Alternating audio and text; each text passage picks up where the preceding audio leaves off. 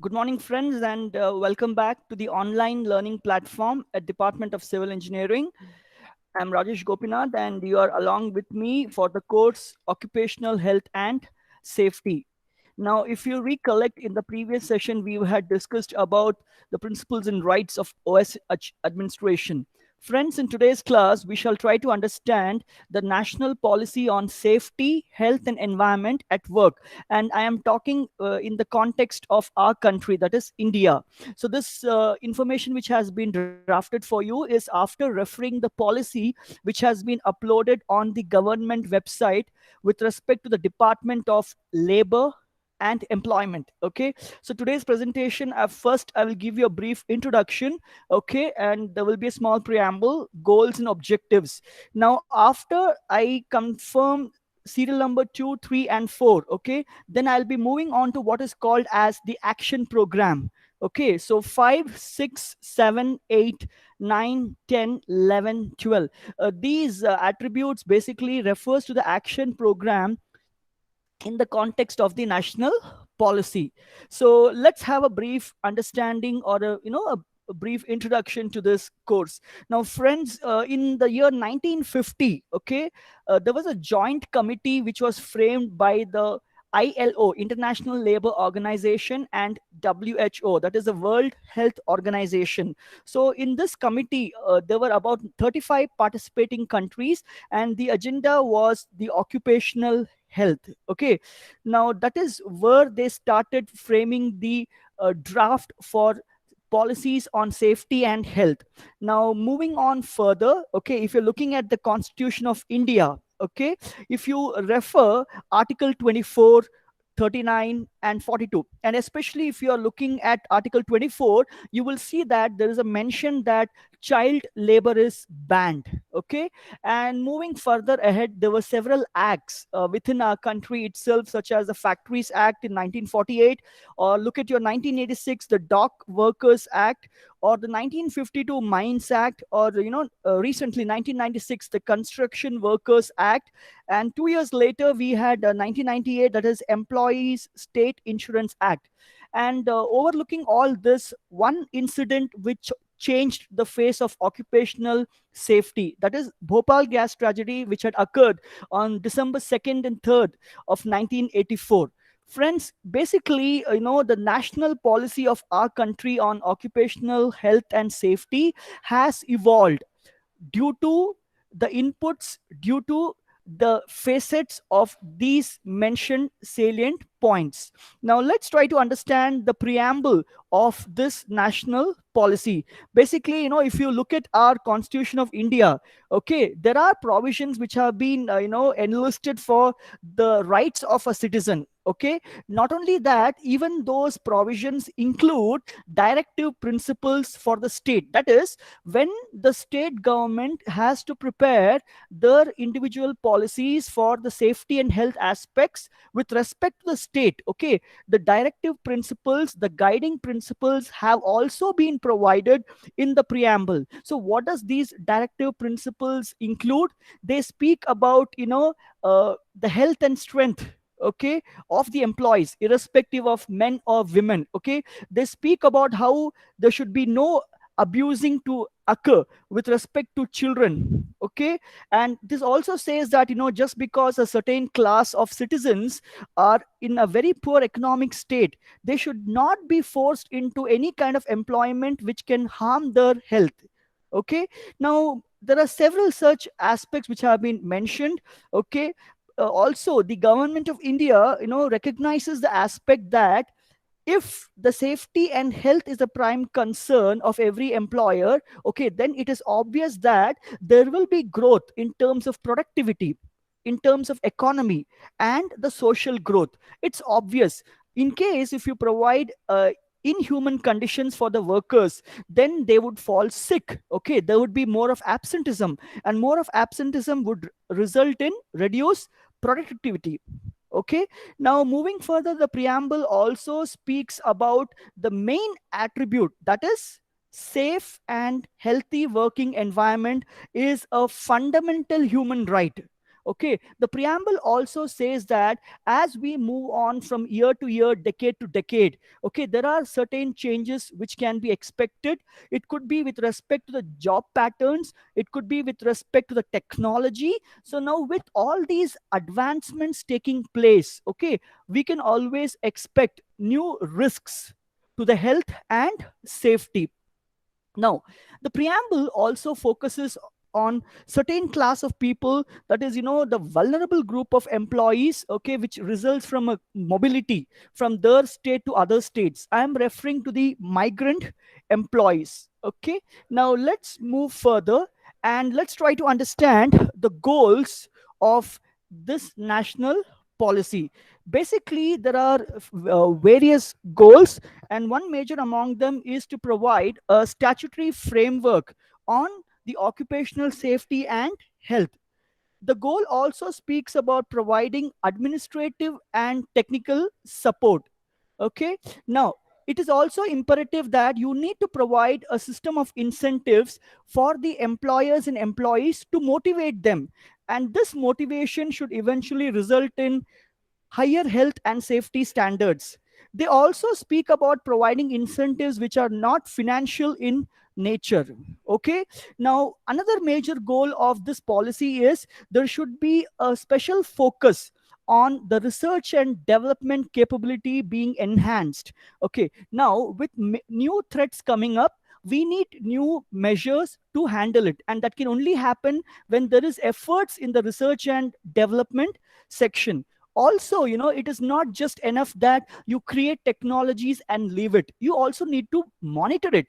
You need to do a follow up. And overall, the goal also says that you need to have equipped, capable, specialized personnel who can take care of occupation safety and health, and that is only possible when there is high level of training. Okay, when there is high level of knowledge being imparted on practical basis. Okay, now let's move further and try to understand the objectives. What are the various objectives of your national policy? It is very simple. The ideology is that we must reduce the incidence of injuries which are connected to work. Okay, we also need to make sure that we have a comprehensive database which can be monitored to improve the performance of any work environment. The objective also puts stress on the aspect that awareness levels must be enhanced in the working community. Okay, now even moving on, please understand that when the first, second, and third objectives are being met, there is a certain expectation which is happening from the working class or the community. Now this needs to be met, and what can happen is, we can speak about green jobs. Okay, wherein, these green jobs have been created keeping sustainable development in mind. Let's move on to the next heading. Please remember that, from here on, we are talking about the action programs. So we are talking firstly with respect to the enforcement. Now, in this section, we shall be understanding how this national policy can be enforced. What are the various mechanisms? What are the various means by which every citizen, employer, or employee is obliged to follow these? Okay, now, first and foremost, the enforcement mechanism or the enforcement machinery itself should be very effective, wherein you can have provisions that can take care of compensation and rehabilitation of the infected person. That is, anybody who has been affected, okay, or infected due to certain, unsafe working conditions. There should be a proper mechanism to monitor that. Moving on, all the laws, all the regulations which are applicable to this, all the laws and regulations which are governing the safety health aspects at all workplaces must as well also be enforced, and there should be an effective inspection mechanism for that. Now, it is also important that, we can motivate the employers or employees to, take up OSH as a priority by providing them loans and subsidies. Having said all this, it is very important that we need to continuously grow and evolve and upgrade ourselves. So it is important that we are always amending the existing laws with the changes which are happening, because if you do not do that, then uh, the existing safety measures would not suffice to handle the new threats that emerge with new technologies. Having said all this, monitoring is a prima facie in this matter, and the legislation must be enabled. Let's move further. The next action program is your national standards. Herein, we need to develop appropriate standards, codes of practices, laboratory manuals, safety manuals, and the most important thing is, that these standards actually should be considered as a standard, keeping the national level and the international standards as a benchmark. At no point of time the national standards should be below par. Definitely there are certain issues due to the localized constraints.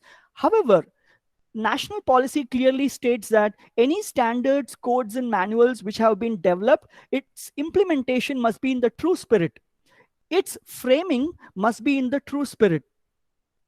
If we do that, okay, and if we are able to enhance the awareness of this attribute to all the employers and employees, if we are able to make this document accessible to all the employers and employees, definitely the threats related to work practices can be reduced. Let's move on to compliance. Now, there are many ways in which compliance can be met. First and foremost, irrespective of the government, whether you speak about UPA or NDA, the appropriate government needs to be encouraged, whether it is a state government or central government. They need to take the full responsibility of the administration and the enforcement of the occupational safety health at the workplace. Definitely you can include social partners. They can assist you in the supervision in terms of the application of the legislation and the regulations. Most importantly, compliance is something which includes continuous improvement. Okay, so if continuous improvement takes place, then you can say that your compliance has been met. Especially for this, you need to have certain auditing mechanisms, you need to have a certain self regulatory concepts which can be pursued. Please understand that when people oblige, when they understand, when they listen, then compliance will definitely be met. You can encourage them in many ways. However, if there is a certain class of people who are refusing, who are working around the bush, then compliance will be met by providing the adequate penal provisions. That is, there are two ways to rectify a issue: the corrective way and the preventive way. The previous steps speaks about the preventive way, but sometimes when you mention that there are penalties imposed on the employer or the employee for bad work practices, then being aware of that also will lead to compliance. When it comes to this section, there is a special focus on occupational diseases as well. Now, this could be probably such as asbestosis or silicosis or pneumoconiosis. That is, in case if you're working in an environment which deals with silicon or asbestos, okay, then you are probably more prone to such kind of diseases.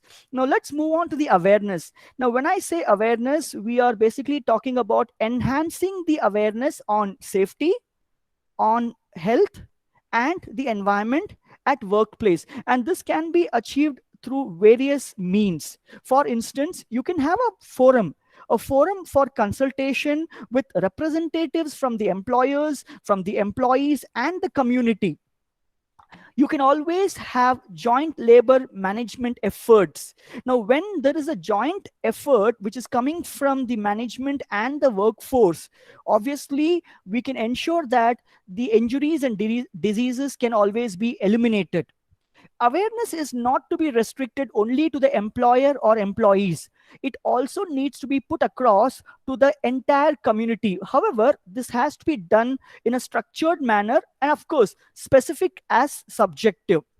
Having said all this, it's very important that there is a continuous evaluation whether all these awareness programs are being effective, whether there is a substantial gain, whether there is a gain which is happening due to the investment of all these campaigns that the government or the Department of Labor and Employment is focusing upon. Definitely the standards can be raised high. You can raise the bar in case if you're able to have a good liaison with international organizations who also works on safety, health and environment. Medical criteria is very important. This is to ensure that if there is, in the event of any kind of hazard, then no employee will suffer from any diminished health. Now this can also be in terms of the psychology or the physical health.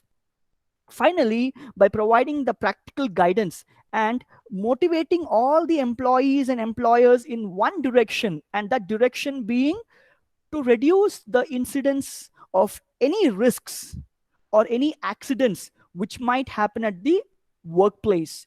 Now, let's move on to the next action program, which is research and development.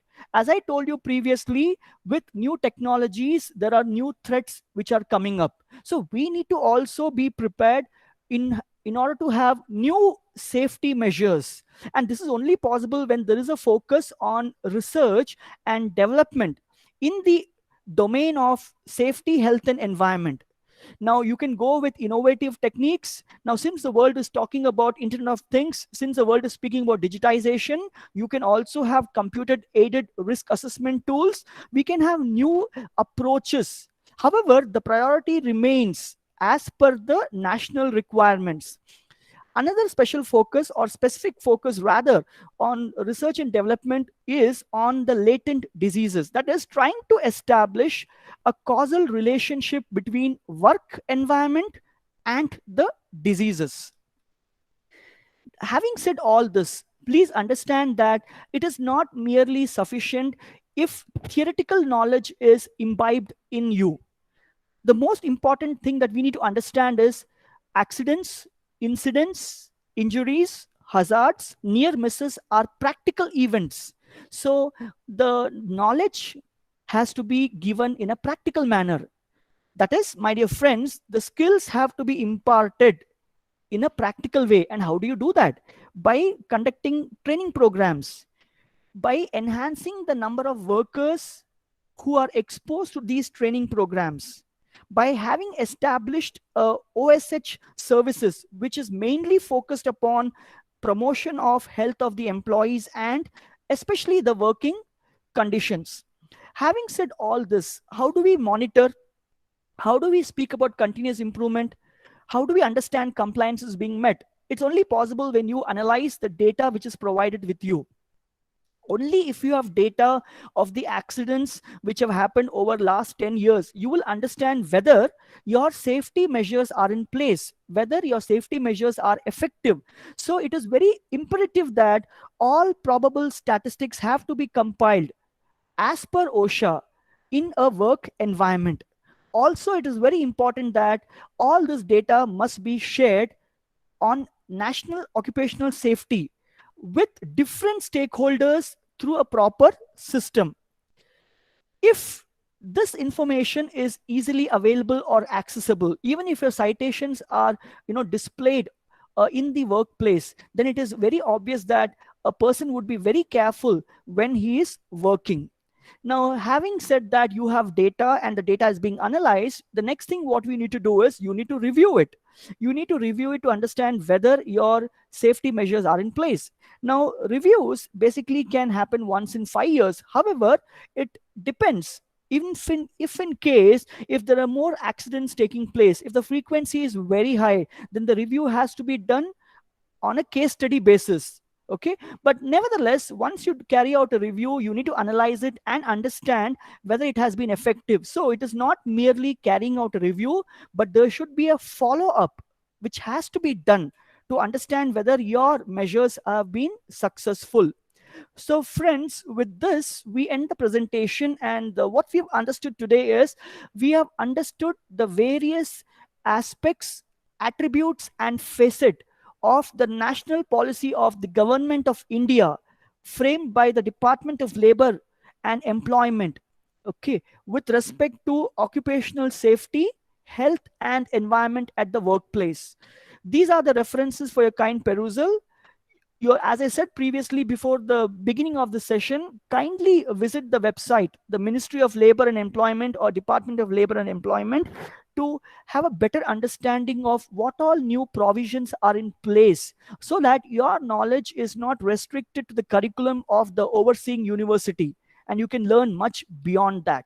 In the subsequent class, we shall be understanding about accidents, okay, how they are caused and how do we go about investigating the same. So, friends, I thank you for your kind patience. And now the forum will be open for any queries that you might have with respect to today's presentation. Thank you.